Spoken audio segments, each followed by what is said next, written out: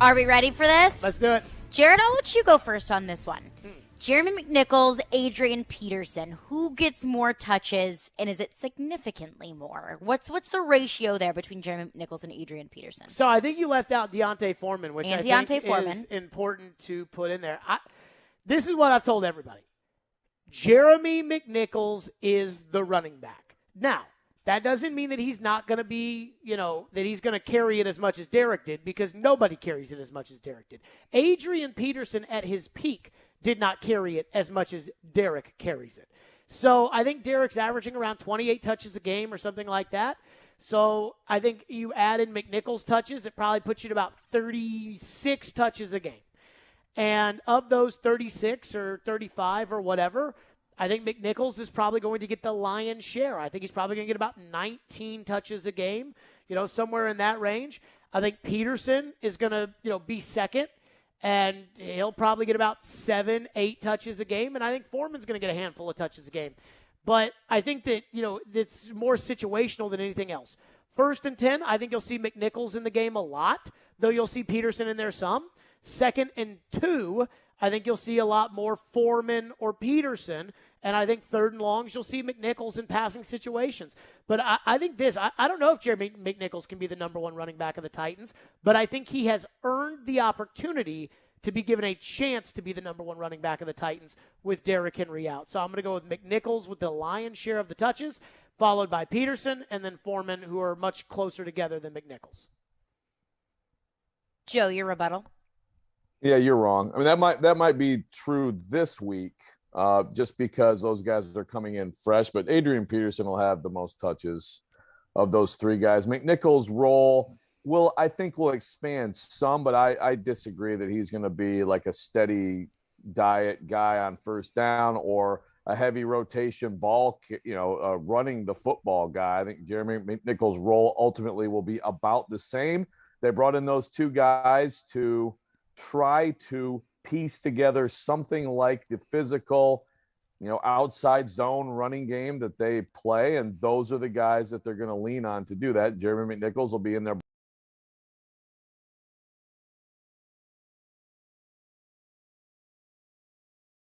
I don't know how comfortable they're going to feel with one or both of the new guys, but ultimately Adrian Peterson, as long as he's healthy, will end up with the most touches. I just don't see how the Titans can give the ball the most touches to a guy who last year didn't rush for 100 yards. Has not rushed for 100 yards in a game. When was Jeremy McNichols? When was Jeremy McNichols' 100-yard game in his career? Jeremy McNichols has played on this team. Jeremy McNichols hasn't started a game. Jeremy McNichols has been given. You're the guy who wrote and believed, and maybe you're right, that the Titans believed that Nick Westbrook-Akina deserved an opportunity. There was nothing that says that Nick Westbrook-Akina deserves an opportunity over Josh Reynolds other than the fact that the Titans thought he deserved an opportunity. I think McNichols has earned the opportunity. Vrabel even said it the other day. Vrabel, who doesn't single guys out very often, got up on his high horse to talk about how Jeremy has done everything we've asked him to do, and Jeremy will continue to do everything that we've asked him to do. And I think he's doing that because he's trying to pump his tires because that's his running back right now. Well, first of all, the Westbrook-Akina piece was written because a source in the organization told me what they think about him, which that's my point. Is true. Right. That's my point, though. They liked Westbrook-Akina because he did what they wanted him to do. And so they were telling you, hey, Joe, we like Westbrook-Akina. You wrote they like Westbrook-Akina. Everybody lost their marbles for the same thing that you're pointing out, which is, what has Jeremy McNichols done with this starting running back job? He's never had it. But I'm telling you, I think they like him, and I think they think he's earned this opportunity. They like him, absolutely. But again, your rationale is that because Peterson hasn't rushed for a 100-yard game in a while, he's going to get more touches than Jeremy McNichols, who's a third down back. They like him a lot as a third down back. Darrington Evans is supposed to have that role and probably more, and they've had to lean on McNichols, and he's done a terrific job. All due respect, and I didn't take those Vrabel comments as some kind of hint that all of a sudden Jeremy McNichols is about to start getting 18 carries plus 6 passes thrown to him a game. I just don't see that. I don't think that's what he is. And Adrian Peterson, I don't know what he is in terms of, you could end up being right by default because those guys aren't good enough and they don't live up to what the Titans hope they are going to be. But absolutely, they were signed to be the runners of the football. And McNichols will continue to be primarily the third down guy, which is exactly what he is in this league. Going to the next one, Joe, you go first. Should the Titans have made a trade before the trade deadline? If so, what should they have done? Well, see, it's tough to answer, Caroline, because, I mean, I would say they should have explored a lot of things. I would say they should have explored a running back. Obviously, they end up signing those two guys who aren't in the league. I think every call should have been made all around the league to depth guys on various teams to try to get someone at a low cost. I think the tight end position was absolutely worth looking into addressing. But I will say if the cost of anything is, middle or higher round draft pick, then no.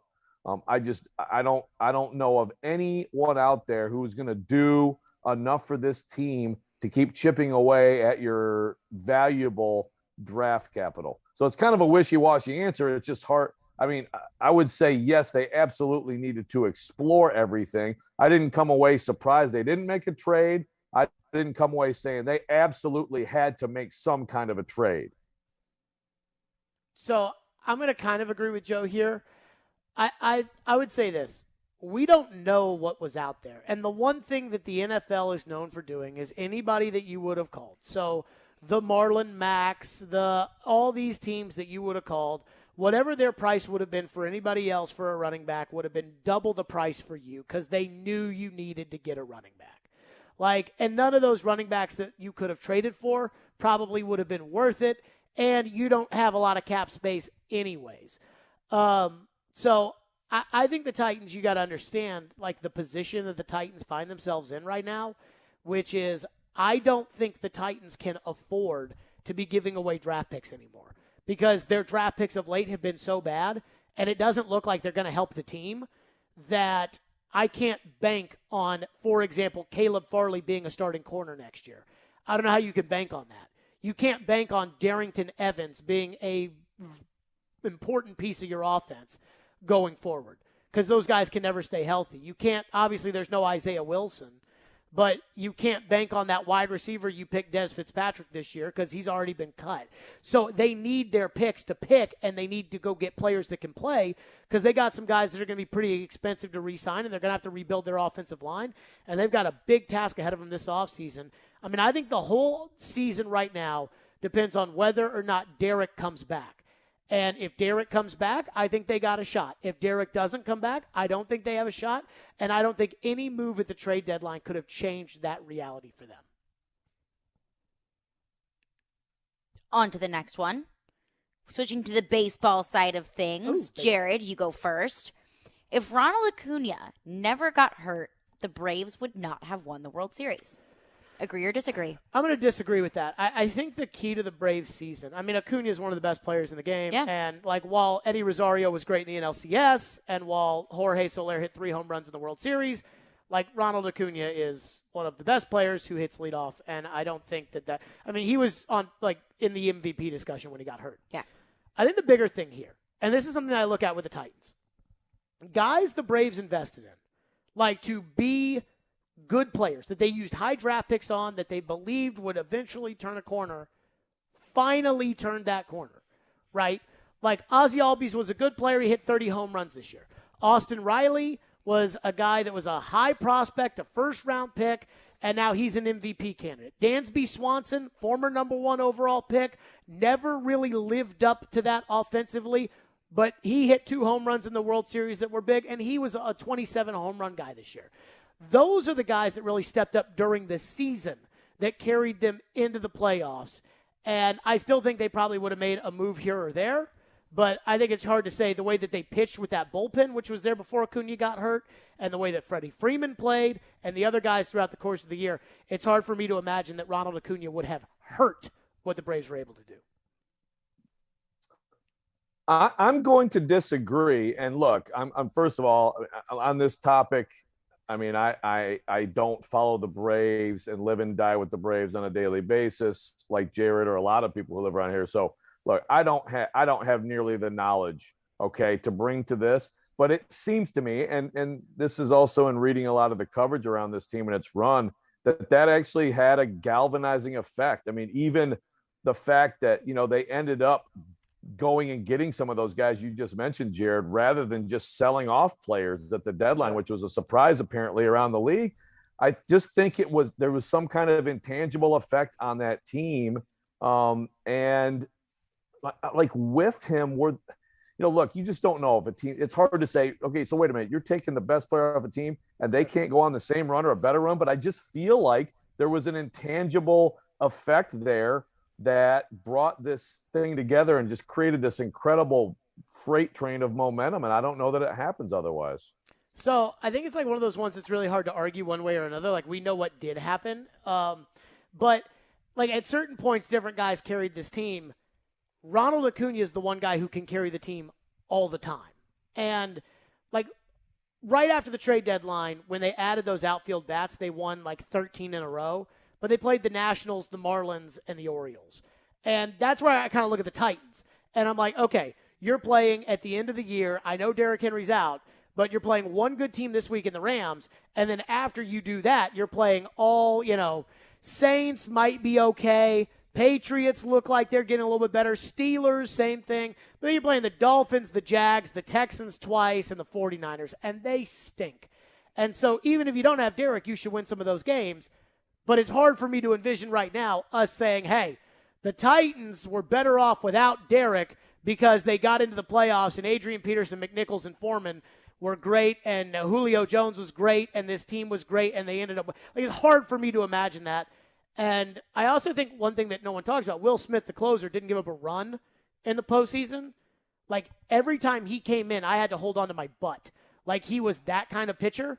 And somehow, all of a sudden, he turns into Mariano Rivera in the playoffs. And I'm not sure that had anything to do with Acuna or the trade deadline acquisitions. To the college football side of things, Joe, you go first. How about your Spartans, Joe? I saw you were there cheering them on this weekend. Pom-poms. Face paint. Did you have a good time? I did have a great time. Did you cheer? I mean this with all sincerity. You can lie. Did you cheer? Like when they got the 2-point conversion to tie it, were you like, yes? Or were you like, okay? And your kids just cheered and you were like, okay, golf clap, whatever. I got video of Brennan. I'll show you, like losing it when they clinched it. I actually took crap from Katie and my college buddies because I did not. Like, they're all going nuts, losing it in the stands, and I'm just like, smiling like, hey, enjoy it, guys. What's wrong with you cheering? Can go right to the source. It's the longest. I'm not a Michigan. I can't cheer for a team I covered for 20 years. Like, you know what I mean? It's just it gets beaten out of you. I was a student long ago. I understand like not cheering for a team that you cover. I understand that, but you are very anti-cheer. No, I'm fine cheer, but just like I think like I cheer. Like I went to the Braves. I cheered for the Braves. Uh-huh. But like I don't, and I mean I want the Titans to win, and I'm a fan. And but at the same time, like I think there's like a level of hands off that you have to be. Yeah, for sure. Like there's a level of hands off, and Joe understands that. But the difference is Joe, like he wants to be like the paper beat writer, even though he's not anymore, and his family wants him to not be the paper beat writer for Michigan State anymore, and that's kind of where all this comes from. But in if his I heart, went to, he still is. But if I went to like a Detroit Tigers World Series game, or just I would cheer. Okay, so it's not like all cheering is out of my heart. Good to know. There you go. Joe, I want to get your thoughts on this. True or false? Cincinnati deserved a spot in the top 4. True. It's a joke. It's an absolute joke. They won at Notre Dame, which is number 10, which has by double figures. Notre Dame does not have any other losses. If you go down to Michigan State. Right now, I'd take Cincinnati over Michigan State on a neutral field. And honestly, if you go through Michigan State, like not having a first down in the second half against Nebraska, having to scrap to beat Indiana, a team that Cincinnati trucked, by the way, I would say that they should be I mean, is a win over Michigan at home better than a win at Notre Dame on the road? And that's just one team I'm comparing them to. Oregon loses to 3-5 Stanford, which I saw. Again, if we're going to do the eyeball test, I saw Stanford in a battle with Vanderbilt for a half of football. They lost to them. It's a joke, and it's the eyeball test is, let me look at what your jersey says. Oh, it says Alabama. Okay. Well, then you can lose a game, and it can mean nothing at all. And you can have really no all impressive wins, really, and it can be nothing at all because the eyeball test says, oh, Alabama. It's a crock, and Cincinnati should be in there, and yesterday told us that Cincinnati has no chance unless they get a whole bunch of help, and it's a joke. I laughed today when Fitzy was on, and he was talking about offensive efficiency in the first half that Cincinnati had versus so-and-so. And it was almost like because he's with the official partner, the rights holder of the event, which is essentially an essential partner of that committee, it's like he almost got the laminated talking points and read them off here on the program. He had those ready. I am very embarrassed by what's happening to college football because I know I joke like when I say the WWCFP, but I really do think there's something to this. Like, it's now becoming – like, we sit there and talk about Stephen A. Smith, right? Mm-hmm. And you know what Stephen A. Smith's shtick is. The guy barely watches any football, goes on there, says whatever he wants. People react to it, makes a lot of money doing it. And you know what? Fine. That's what he does. The people in the world that hate that will always tell you, I hate that show or I hate that guy. And it's fine because a lot of people like it. You know, they're coming on talking about the Cowboys and stuff like that. It's fine. But we know what you're trying to do there. With the committee, I'm told, hey, we're trying to get the best 4 teams. And I don't know how you can say Alabama's one of the best 4 teams. And I understand the idea of, hey, you know, who do you think would win, Alabama or Cincinnati? And every time I hear that, like when Fitz said that, I think to myself, have you watched Alabama this year? Like, I watched Alabama play Tennessee, and I think the Vols are getting better, but I don't think Tennessee's all that good. And you're going to tell me that's the second best team in the country? Can't even get lined up in the first half?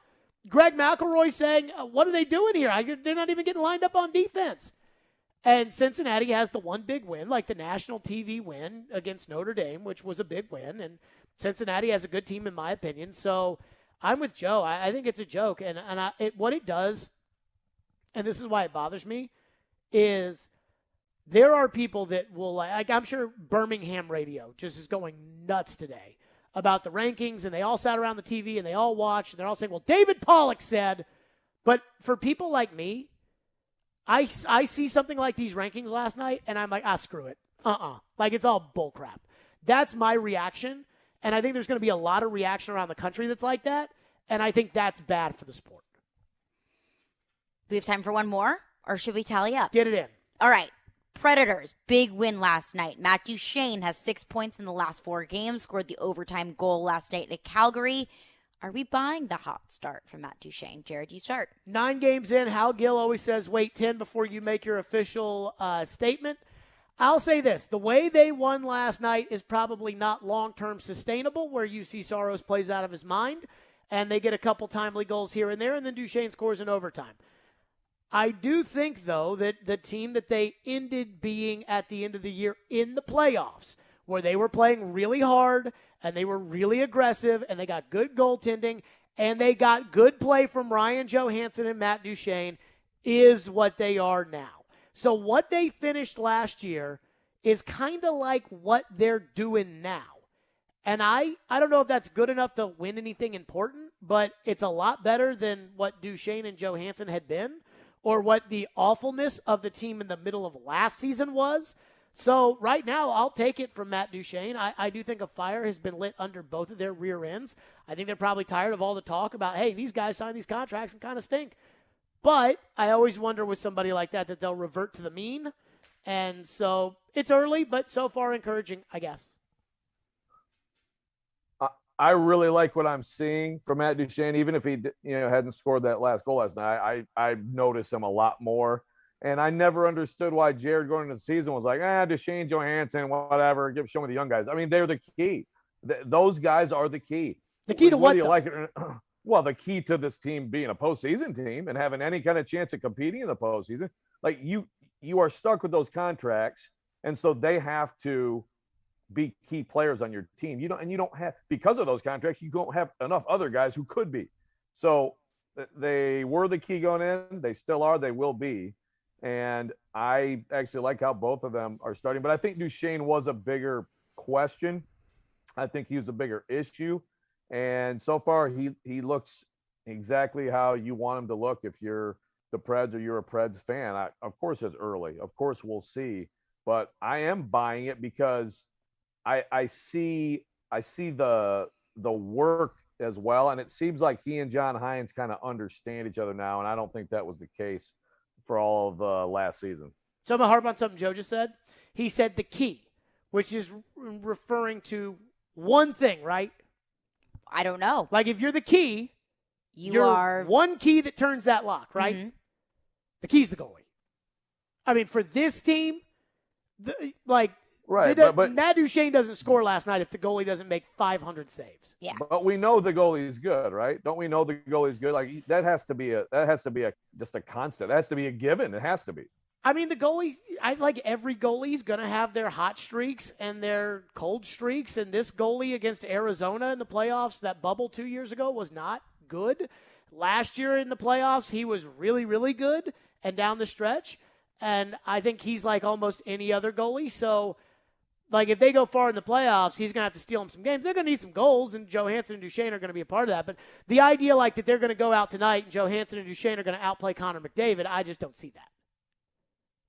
I got a consistent basis. They're the biggest variables. So, however you want to put it, like there's no way this team over the long haul sniffs the postseason to me if those guys don't produce, and that includes if UC Saros is playing it near that clip. Tally it up.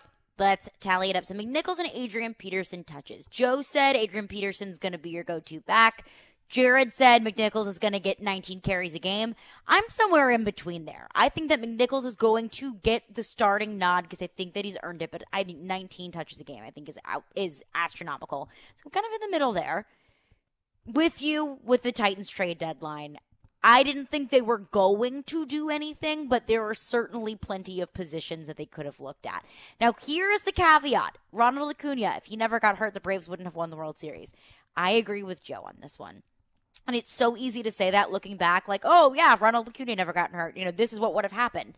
You can't necessarily project that, but I think that the Braves made so many moves before the trade deadline after Acuna got hurt to make up for Acuna getting hurt that, Jock Peterson, Soler, that were all game changers in the postseason and in the World Series. So I tend to lead toward Joe. Here's my issue with that, though. Okay. Like, we'll use batting average, right, as like that's a stat. I know, like, old people use batting average. That's a stat. But, like, old people, like, young people get all mad about if you use batting average as a stat because they're like, that's not one of those good stats. Like, the batting averages in the World Series for these guys, Adam Duvall, 208. Also hit a grand slam.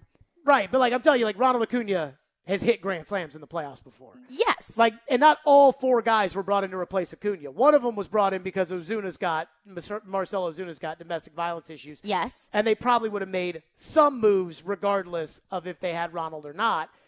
I just think you're sitting there saying, like, all these guys that hit 200 but had a couple let's see, not Adrianza. Jock Peterson hit 067 in the World Series. Eddie Rosario hit 227 in the World Series. Jorge Soler hit 300 in the World Series. They had some timely hits. I just think that, like, we're talking about one of the best players, period. Yes, and I'm with you, but I think that they made those moves that helped them in the postseason. So I'm going to say that Joe wins this week. That's so ridiculous. Oh, my God. You two. Thank you, Caroline. You too. You're welcome, Joe. Ronald Acuna. Well done. Hey, you're better off. Without Ronald Acuna. I know it sounds crazy. We'll see how the Titans look without Derrick Henry. It's not the same thing. Unbelievable. False equivalence, Jared. False equivalence. By the way, I like your old equal. takes exposed, Max Fried take. I'm glad they got you on that one. How about me getting old takes exposed back when I predicted the Braves would win the World Series on April 1st? It's pretty good. That's pretty good. Barring so any injury. Some dubs this week. There you go. Joe Rexrode. We'll see you, Joe. Take this L with your other W's. Thank you, guys. Thank you, Joe.